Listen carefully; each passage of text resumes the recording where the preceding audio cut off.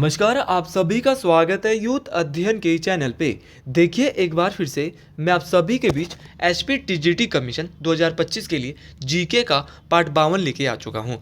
Part 52 का जो पहला क्वेश्चन है कि किस संवैधानिक संशोधन के द्वारा संपत्ति के अधिकार को मौलिक अधिकारों की सूची से हटा दिया गया था। तो अगर बात करते हैं संपत्ति के मौलिक अधिकारों की, तो इसको मौलिक अधिकार से हटा दिया गया था 44वां संविधान संशोधन 1978 के द्वारा। तो 44 कॉन्स्टिट्यूशनल अमेंडमेंट जो 1978 में होता है, इसी के तहत जो संपत्ति का जो मौलिक अधिकार होता है उसको मौलिक अधिकारों की सूची से हटा दिया जाता है।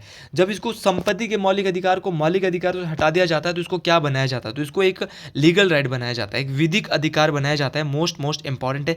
और इसको विधिक अधिकार बनाकर 300 के एक में, भारतीय संविधान के 300 के एक में इसको एक कानूनी या लीगल राइट इसको बनाया जाता है। इस बात को आपने याद रखना है, ये मोस्ट इंपॉर्टेंट है। ये बार बार ये क्वेश्चन पूछा जाएगा और क्वेश्चन पूछने वाला क्वेश्चन पूछेगा कि जो 44वां संविधान संशोधन कब हुआ था, तो याद रखना ये हुआ था 1978 में। उसी प्रकार क्वेश्चन आपसे पूछा जाए कि पहला संविधान संशोधन कब हुआ, तो ऑप्शन में पहला संविधान संशोधन है, तो पहला संविधान संशोधन जो है वो 18 जून 1951 को हुआ था। उसी प्रकार भारतीय संविधान का ऐसा कौन सा संविधान संशोधन है जो कि मिनी कॉन्स्टिट्यूशन के नाम से, लघु संविधान के नाम से जाना जाता है, तो है 42वां संविधान संशोधन। कब हुआ था, क्वेश्चन ये भी बार बार पूछा जाता है। तो ये संविधान संशोधन हुआ था 1976। कब हुआ था भैया, 1976 में 42वां संविधान संशोधन होता है। देखिए अगर 42वें संविधान संशोधन की बात करते हैं तो इस संविधान संशोधन को कॉन्स्टिट्यूशन ऑफ इंदिरा भी कहा जाता है। तो कॉन्स्टिट्यूशन ऑफ इंदिरा के नाम से कौन सा कॉन्स्टिट्यूशनल अमेंडमेंट जाना जाता है, तो है 42वां संविधान संशोधन। देखिए अगर मैं 42वें संविधान संशोधन की बात करता हूँ, ये इतना महत्वपूर्ण है कि इसमें बहुत सारी चीज़ें हुई थी। 42वें संविधान संशोधन के अंतर्गत ही भारतीय संविधान में फंडामेंटल ड्यूटीज, मौलिक कर्तव्य, तो 10 मौलिक कर्तव्य किस संविधान संशोधन के अंतर्गत भारत की संविधान में जोड़े गए, तो ये था 42वां संविधान संशोधन। उसी प्रकार इसी संशोधन के तहत जो ये 42वां जो कॉन्स्टिट्यूशनल अमेंडमेंट हुआ था, जो आपकी भारत की जो प्रियम्बल है, प्रस्तावना है, इसमें 3 नए शब्द, तो प्रस्तावना में 3 नए शब्द किस संविधान संशोधन के अंतर्गत, तो 42वें संविधान संशोधन के अंतर्गत जोड़े गए थे। ये समाजवादी शब्द था, धर्मनिरपेक्ष शब्द था और अखंडता। तो 3 नए शब्द, समाजवादी, धर्मनिरपेक्ष और अखंडता, इसी संविधान संशोधन के तहत भारत के संविधान में जोड़े गए थे। इस बात को आपने याद रखना है। अब अगर आप भी टीजीटी कमीशन की तैयारी कर, जेबीटी कमीशन की तैयारी कर रहे हैं या किसी भी एग्जाम की तैयारी कर रहे हैं, तो जुड़िए हमारे साथ मात्र और मात्र 499 रुपीज़ में। हम दे रहे हैं आपको लाइव प्लस, अगर आप लाइव नहीं देख सकते तो रिकॉर्डेड क्लासेस, तो लाइव प्लस रिकॉर्डेड क्लासेस हम आपको देख रहे हैं, जो आपको मिलने वाली है सिर्फ और सिर्फ 499 रुपीज़ में। जुड़िए इस नंबर के साथ 7876145409, क्योंकि काफ़ी लोग हमारे साथ पहले भी जुड़ चुके हैं। अगर बात करते हैं संविधान संशोधन की, तो अगर संविधान संशोधन की बात करते हैं तो संविधान संशोधन की जो प्रक्रिया है वो किस देश के संविधान से ली गई है, इस बात को आपने याद रखना है। तो संविधान संशोधन की जो प्रक्रिया है वो दक्षिण अफ्रीका के संविधान से ली गई है। और संसद संविधान में संशोधन कर सकती है, अमेंडमेंट कर सकती है। कौन कर सकता है, पार्लियामेंट कर सकता है। तो क्वेश्चन पूछा जाता है कि जो ये अमेंडमेंट है वो किस अनुच्छेद में बताया गया है, तो भारतीय संविधान का अनुच्छेद नंबर 368। तो भारतीय संविधान का जो आर्टिकल नंबर 368 है वो, उसमें क्या बोला गया है, संशोधन, संविधान संशोधन की बात की गई है। इस बात को आपने याद रखना है। ऑप्शन में 25वां संविधान संशोधन भी था, इसके बारे में भी बात कर लेते हैं। ये कब हुआ था, तो 25वां संविधान संशोधन 1971 में हुआ था। इस बात को भी आपने याद रखना है। तो सारे के सारे क्वेश्चन और ये सीरीज बहुत इंपॉर्टेंट आप सभी लोगों के लिए रहने वाली है। तो ज़्यादा से ज़्यादा आप इस सीरीज़ को शेयर करें, और अगर ये सीरीज़ आप पसंद करते हैं तो कमेंट बॉक्स में जरूर आप लास्ट में जाके हर हर महादेव जरूर लिखें।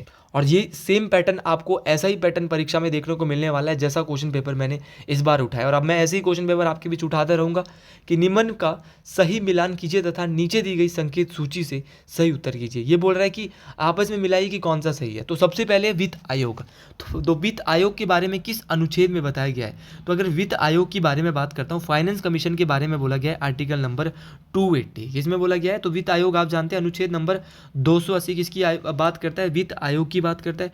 उसी प्रकार संघ लोक सेवा आयोग, मतलब कि union public service commission, UPSC की जो बात होती है वो अनुच्छेद नंबर 315 में होती है। चुनाव आयोग, इलेक्शन कमीशन, चुनाव आयोग की जो बात है आर्टिकल नंबर 324 में होती है। और आपके पिछड़ा वर्ग आयोग की जो बात है वो अनुच्छेद नंबर 340 में होती है। तो सारी की सारी चीज़ें आपको याद रखनी है। वित्त आयोग अनुच्छेद नंबर 280, यूपीएससी 315, चुनाव आयोग 324 और पिछड़ा वर्ग आयोग आर्टिकल नंबर 340। तो ये सारी की सारी बातें आपको याद रखनी है। और इसका जो, अगर मैं ऑप्शन की बात करूँ तो ऑप्शन बी जो है बिल्कुल राइट हो जाएगा। तो इस बात को आपने याद रखना है, क्योंकि अगर बात करते देखो वित्त आयोग, आपको पता है कि आर्टिकल नंबर 280 में बात की जाती है। तो पहले का चौथा होगा, दूसरे का संघ लोक सेवा आयोग, देखो दूसरे का क्या हो सकता है, दूसरे का क्या होगा, तीसरा होगा। तो यहाँ पे दूसरे का तीसरा दिया है, और तीसरे का क्या होगा, पहला होगा। तो तीसरे का क्या होगा भैया, तीसरे का आपको याद रखना चुनाव आयोग के बारे में तीसरे का क्या होगा, चौथा। तो तीसरे का देखो यहाँ पर क्या दिया है, तीसरे का चौथा दिया है। और जो अगर मैं बात करता हूँ चौथे की, तो चौथे का क्या दिया है, तीसरे का दूसरा दिया, और चौथे का क्या दिया है, पहला दिया है। तो इस प्रकार से आपको इनको मिलाना है, हड़बड़ाना नहीं है एग्जाम में। कैसे दिया है कि पहले का तो दिया है भाई चौथा, दूसरे का दिया है क्या 315 तीसरा, और तीसरे का दिया है क्या, तीसरे का कौन सा दिया है, तीसरे का दिया है दूसरा, और चौथे का जो दिया है वो क्या दिया है, पहला। उल्टे को दे दिया था इस बार। तो इस प्रकार से आपको चीज़ों को पकड़ना है, गलती नहीं करनी। और कमीशन के पेपर में ऐसे स्टेटमेंट फॉर्म में क्वेश्चन रहने वाले, मोस्ट इंपॉर्टेंट क्वेश्चन रहेंगे आपकी। अगला क्वेश्चन है कि निम्न में से कौन भारत के राष्ट्रपति के निर्वाचक मंडल का सदस्य नहीं है। तो भारत के जो राष्ट्रपति का चुनाव है वो निर्वाचक मंडल के द्वारा करवाया जाता है। देखिए अगर मैं भारत के राष्ट्रपति की बात करता हूँ, मोस्ट इंपॉर्टेंट रहेगा राष्ट्रपति के बारे में। तो भारत के जो राष्ट्रपति के लिए देखो राज्य विधानसभाओं के निर्वाचित सदस्य, जो विधानसभाओं में जो जनता के द्वारा चुने गए सदस्य है, वो भी राष्ट्रपति के चुनाव में वोट छोड़ेंगे। उसी प्रकार लोकसभा के निर्वाचित, जो लोकसभा में जो निर्वाचित किए गए हैं, चुने गए जो सदस्य है, ये भी राष्ट्रपति के चुनाव के लिए वोट छोड़ेंगे। और राज्यसभा के निर्वाचित सदस्य, तो निर्वाचित सदस्य भी वोट छोड़ेंगे भाई, जिनको चुना गया है। लेकिन एक बात आपको याद रखनी है, निर्वाचित मतलब जो इलेक्शन के द्वारा चुने गए हैं। लेकिन राज्यसभा के 12 सदस्य हैं जो राष्ट्रपति के द्वारा, आपको पता होगा कि राष्ट्रपति के द्वारा 12 सदस्य राज्यसभा के लिए मनोनीत किए जाते हैं, ये राष्ट्रपति के चुनाव के लिए वोट नहीं छोड़ेंगे। लेकिन आपको याद रखना है कि जो राज्य विधान परिषदों के जो राज्यसभा के निर्वाचित सदस्य ये वोट छोड़ेंगे, तो ये भी छोड़ेंगे, ये भी छोड़ेंगे, और ये भी छोड़ेंगे। राज्य विधान परिषद, तो विधान परिषद देखो भाई, भारत के बहुत कम राज्यों में, 6 राज्यों में, तो विधान परिषद इतने कम राज्य में, तो विधान परिषद वाले वोट नहीं छोड़ेंगे। तो ऑप्शन डी यहाँ से बिल्कुल सही हो जाएगा। लेकिन कल के लिए पूछा जाएगा कि छोड़ेंगे कौन, तो याद रखना राज्य विधानसभाओं के निर्वाचित सदस्य छोड़ेंगे, लोकसभा के निर्वाचित सदस्य छोड़ेंगे, और राज्यसभा के चुने गए सदस्य छोड़ेंगे। किसको छोड़ के, जो राष्ट्रपति के द्वारा 12 सदस्य चुने जाते हैं उनको छोड़ के। ये भी क्वेश्चन आता है कि 12 सदस्य वो छोड़ते हैं जो राष्ट्रपति जिनको चुनता है, निर्वाचित करता है, तो वो वोट राष्ट्रपति के चुनाव में नहीं छोड़ेंगे। अगर मैं राष्ट्रपति की बात करता हूँ तो भारत के संविधान का अनुच्छेद नंबर 52 से लेकर 61 तक भारत के राष्ट्रपति की बात की जाती है। मोस्ट इंपॉर्टेंट बात है। देखिए आर्टिकल 52 बात करता है, तो आर्टिकल 52 की अगर मैं बात करता हूँ तो भारत का एक राष्ट्रपति होगा, ये बात की जाती है। अनुच्छेद नंबर 54, देखो अनुच्छेद नंबर 54 में राष्ट्रपति के इलेक्शन ऑफ प्रेसिडेंट, तो राष्ट्रपति के निर्वाचन की बात किस आर्टिकल में, तो आर्टिकल नंबर 54 में राष्ट्रपति के निर्वाचन की बात की जाती है। इस बात को आपने याद रखना है। देखो बहुत इंपॉर्टेंट है राष्ट्रपति की शपथ, तो राष्ट्रपति की शपथ की बात आर्टिकल नंबर 60 में की जाती है। और शपथ की बात करूंगा तो ओथ कौन दिलाता है राष्ट्रपति को, तो सीजीआई, सुप्रीम कोर्ट का जो मुख्य न्यायाधीश होता है वो शपथ दिलाता है अनुच्छेद 60 के तहत किसको, राष्ट्रपति को। ये भी मोस्ट इंपॉर्टेंट बात है। अब राष्ट्रपति को उसके पद से हटाने की प्रक्रिया को क्या कहते हैं, तो उसको कहते हैं महाभियोग, इम्पीचमेंट। अंग्रेजी भाषा में क्या बोलेंगे, इम्पीचमेंट कहते हैं, या कहते हैं इसको महाभियोग। भाई महाभियोग की जो प्रक्रिया है वो किसके द्वारा लगाई जाती है, तो महाभियोग की जो प्रक्रिया है वो संसद के द्वारा लगाई जाती है। मोस्ट इंपॉर्टेंट है। महाभियोग की प्रक्रिया भारत के संविधान में, यूएसए देश के संविधान। देखिए अगर राष्ट्रपति की बात करते हैं तो राष्ट्रपति को जो समाधान की शक्ति भी दी गई है, तो राष्ट्रपति जो है अनुच्छेद नंबर 72 आर्टिकल नंबर 72 के तहत जो है वो समाधान की शक्ति भी राष्ट्रपति के पास है। मोस्ट इंपॉर्टेंट है, ये भी क्वेश्चन पूछा जाता है। तो ये सारे क्वेश्चन आपको राष्ट्रपति से रिलेटेड याद रखने हैं। भारत का राष्ट्रपति बनने के लिए आपकी जो उम्र है वो कितनी होनी चाहिए, 35 साल होनी चाहिए। और राष्ट्रपति का जो कार्यकाल होता है भारत के राष्ट्रपति का वो 5 वर्ष होता है। राष्ट्रपति की बात करते तो ये देश का क्या होता है, देश का प्रथम नागरिक और तीनों सेनाओं का प्रमुख। ये भी पूछा गया है कि तीनों सेनाओं का प्रमुख कौन होता है, तो तीनों सेनाओं का जो हेड होता है वो भी राष्ट्रपति होता है, देश का प्रथम नागरिक होता है। और देश में सबसे ज़्यादा जो वेतन होता है वो 5 लाख के करीब किसका है, राष्ट्रपति का ही है। तो इस बात को आपने याद रखना है कि 5 लाख जो वेतन है वो किसका है, राष्ट्रपति का है भाई। ये सारी की सारी बातें मोस्ट इंपॉर्टेंट है। ये ऐसी बातें हैं जो परीक्षाओं में काम आने वाली है। अगले क्वेश्चन की और अब अगला क्वेश्चन है उपराष्ट्रपति की। निम्नलिखित में से कौन सा कथन भारत की उपराष्ट्रपति के संदर्भ में असत्य है? क्वेश्चन ऐसे ही पूछे जाएंगे और अब क्वेश्चन का जो लेवल है ना वो धीरे धीरे स्टेटमेंट में ही आएगा। आप ये मत सोचिए कि 4 ऑप्शन वहाँ पर दिए होंगे।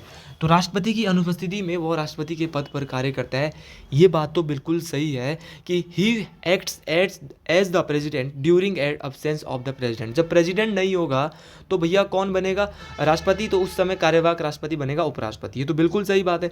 दूसरी बात बोल रहे हैं he is the ex officio chairman of Rajya Sabha. जी हाँ, वो राज्यसभा का पदेन सभापति। तो जो उपराष्ट्रपति होता है वो राज्यसभा का पदेन सभापति भी होता है, ये भी बिल्कुल सही बात है।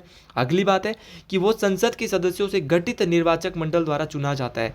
He is elected by the electoral college comprising member of parliament. जी हाँ, तो ये भी बिल्कुल सही बात बोली जा रही है कि वो संसद के सदस्य जो है उनमें गठित निर्वाचक मंडल जो होता है उनके द्वारा चुना जाता है, ये भी सही बोला जा रहा है। और उसे महाभियोग द्वारा अपने पद से हटाया जा सकता है। तो ये महाभियोग यहाँ पर इस पर नहीं लगाया जाएगा, तो ऑप्शन डी यहाँ पर बिल्कुल सही हो जाएगा। तो ये भी आपको याद रखना है, ऑप्शन डी बिल्कुल सही है। He can be remove from this office by impeachment. तो इम्पीचमेंट में से इसको हटाएंगे, इसको सीधा इसके पद से हटा देंगे।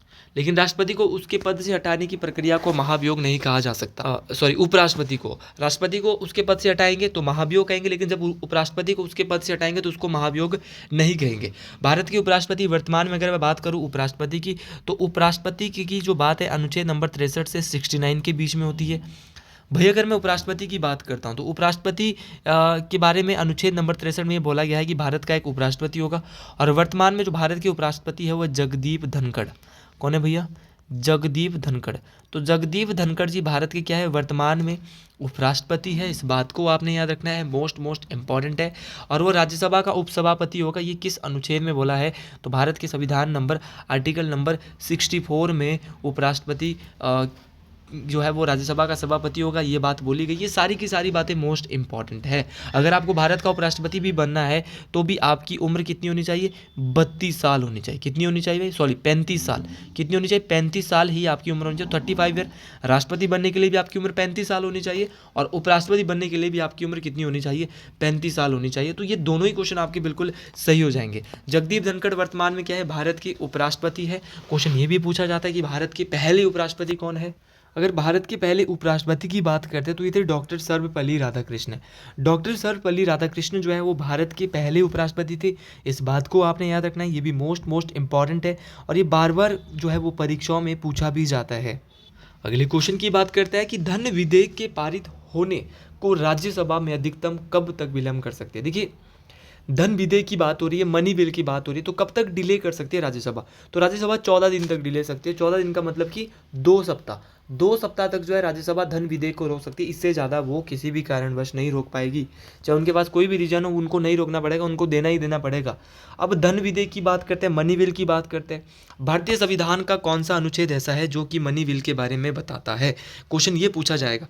तो अगर मैं मनी बिल की बात करता हूँ तो आर्टिकल नंबर 110, अनुच्छेद नंबर 110 भारतीय संविधान का मनी बिल के बारे में इंट्रोड्यूस करता है। इस बात को आपने याद रखना है, मोस्ट इंपॉर्टेंट बात है। देखिए, अगर मैं मनी बिल की बात करता हूँ, अब क्वेश्चन पूछने वाला क्वेश्चन पूछेगा कि भारतीय संविधान का अनुच्छेद 110 मनी बिल के बारे में बताता है, लेकिन आप ये बताइए कि जो भारतीय संविधान में मनी बिल को है वो किसके द्वारा पेश किया जाता है?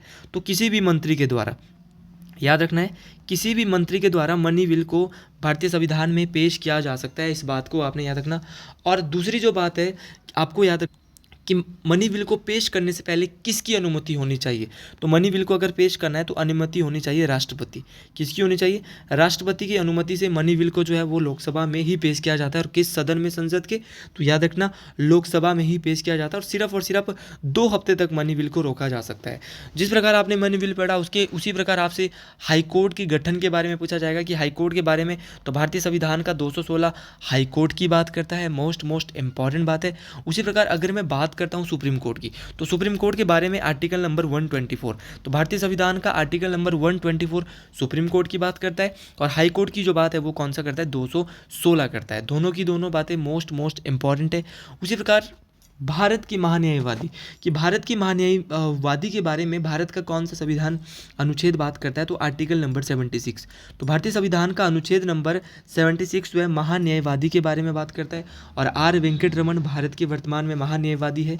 कैग, भाई कैग गिरीश चंद्र मुर्मू जी कैग है, लेकिन कैग के बारे में कौन बात करता है, तो कैग के बारे में बात करता है आर्टिकल नंबर 148। तो ये भी आपको याद रखना है, भारतीय संविधान का अनुच्छेद नंबर 148 किसके बारे में बात करता है, कैग के बारे में बात करता है। तो कैग के बारे में जब भी पूछा जाएगा गिरीश चंद्र मुर्मू जी है, और अनुच्छेद नंबर 148 कैग के बारे में बात करता है। संसद के बारे में भारतीय संविधान का कौन सा अनुच्छेद बात करता है, पार्लियामेंट के बारे में, तो संसद के बारे में आर्टिकल नंबर 79। अब संसद के दो सदन हैं, एक है राज्यसभा, दूसरा है लोकसभा। राज्यसभा के बारे में अनुच्छेद नंबर 80 और लोकसभा के बारे में अनुच्छेद नंबर 81। याद रखना है, ये दोनों की दोनों बातें मोस्ट इंपॉर्टेंट है, ये दोनों बातें परीक्षाओं में पूछी जाती है। अगर मैं बात करता हूँ राज्यसभा, लोकसभा और राज्यसभा की संयुक्त अधिवेशन की, जो कि संसद के ही दो भाग है, तो ये इसकी बात की जाती है अनुच्छेद नंबर 108 में। तो ये सारे क्वेश्चन आपको याद रखने हैं, मोस्ट इंपॉर्टेंट क्वेश्चन। अगला क्वेश्चन बोल रहा है कि निम्नलिखित में से कौन लोकसभा अध्यक्षों का कार्यकाल का सही क्रम कौन सा है। तो सबसे पहले तो आपको पकड़ना है, सबसे पहले तो आपको पता होना चाहिए कि भारत के प्रथम लोकसभा अध्यक्ष कौन है, तो वो थे गणेश वासुदेव मावलंकर। तो ये ऑप्शन तो बिल्कुल नहीं होगा, और नीलम संजीव रेड्डी वाला भी बिल्कुल नहीं होगा। तो ऑप्शन बी और ऑप्शन सी तो पहले ही बाहर कर दिया आपने, क्योंकि ये आपको चीज़ों से आपने पकड़ना है इन चीज़ों को। तो आप कहाँ से अब चीज़ों को मिलाएंगे, तो आपने देखा गणेश वासुदेव मावलंकर, तो आप ऑप्शन ए और ऑप्शन डी दोनों को पकड़ेंगे। अब आपने यहाँ पर भी देखना है कि कौन सा सही है, ऑप्शन ए सही है या फिर ऑप्शन डी सही, क्योंकि गणेश वासुदेव मावलंकर, जीबी मावलंकर तो भारत के पहले लोकसभा अध्यक्ष थे। तो यहाँ पर सरदार हुकुम सिंह दिया है, नीलम संजीव रेड्डी और सुमित्रा महाजन। तो देखिए ये वाला ऑप्शन तो मुझे सटीक नहीं बैठ रहा है, मुझे नहीं लगता कि ये ऑप्शन यहाँ पर रहने वाला है। तो जो सही ऑप्शन रहेगा, तो यहाँ से ऑप्शन ए बिल्कुल सही हो जाएगा, क्योंकि पहले गणेश वासुदेव मावलंकर आए थे, सरदार हुकुम सिंह आए थे, फिर नीलम संजीव रेड्डी जी आए थे, और फिर सुमित्रा महाजन जी। नीलम संजीव रेड्डी भारत के ऐसे लोकसभा अध्यक्ष हैं जो कि भारत के क्या रह चुके हैं, राष्ट्रपति भी रह चुके हैं, और निर्विरोध चुने जाने वाले, जिनको सर्वसम्मति से चुने जाने वाले भारत के राष्ट्रपति और लोकसभा अध्यक्ष नीलम संजीव रेड्डी। तो इनका नाम भी आपको याद रखना है। और वर्तमान में जो भारत के लोकसभा अध्यक्ष है वो ओम बिरला है, लगातार दूसरे बार इनको भारत का लोकसभा अध्यक्ष बनाया गया है। तो अगर आपको ये वीडियो पसंद आई है तो कमेंट बॉक्स में जरूर लिखेंगे हर हर महादेव। आज के लिए इतना ही, मिलते हैं अगले वीडियो में बहुत जल्द। हर हर महादेव टू ऑल स्टूडेंट। जय हिंद, जय हिमाचल प्रदेश।